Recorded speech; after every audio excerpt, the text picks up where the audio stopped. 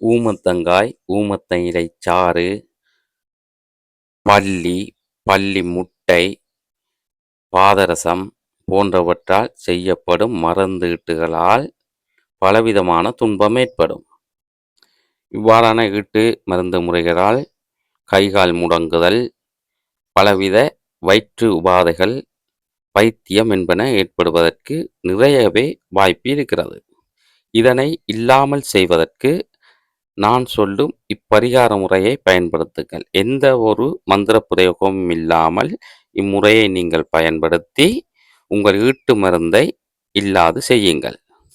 நன்றாக முற்றிய பாவக்காயை எடுத்து சிறு துண்டுகளாக நறுக்கி நீங்கள் 1 லிட்டர் தண்ணீர் விட்டு நன்றாக காய்ச்சி எடுங்கள். புது சட்டியாக இருந்தால் நல்லது. அடுப்பில் வைத்து நன்றாக காய்ச்சி 200 மில்லி லிட்டர் தண்ணி வரும் வரை காய்ச்சி எடுங்கள்.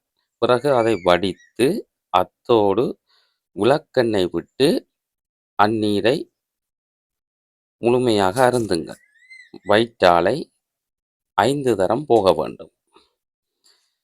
போனால் உங்கள் வயிற்றுக்குள் இருக்கும் எவ்வாறான வசிய மருந்துகளாக இருந்தாலும் சரி, கைகால் முடங்குவதற்கு கொடுக்கப்பட்ட மருந்துகளாக இருந்தாலும் சரி, அது உங்களை விட்டு வயிற்றிலிருந்து நீங்கிவிடும். இதுபோல பாவை இலை, இந்த பாவை செடியின் இலைச்சாறை எடுத்து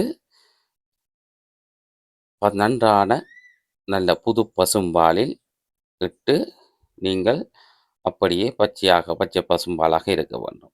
அதை அருந்தினால் மருந்தீடு, வயிற்றில் இருக்கும் மருந்தீடு வயிற்றாலையுடன் வெளியேறிவிடும்.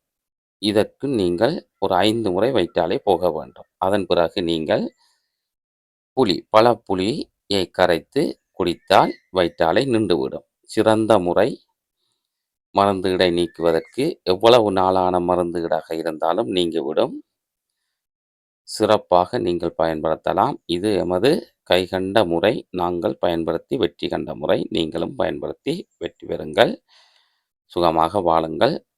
மாந்திரிகம் சம்பந்தமான வீடியோக்களை நீங்கள் பார்க்க வேண்டுமாக இருந்தால் இந்த சேனலை நீங்கள் சப்ஸ்கிரைப் செய்து லைக் செய்து பலவிதமான மாந்திரிக வீடியோக்களை பார்த்து கொள்ளலாம். நன்றி, வணக்கம்.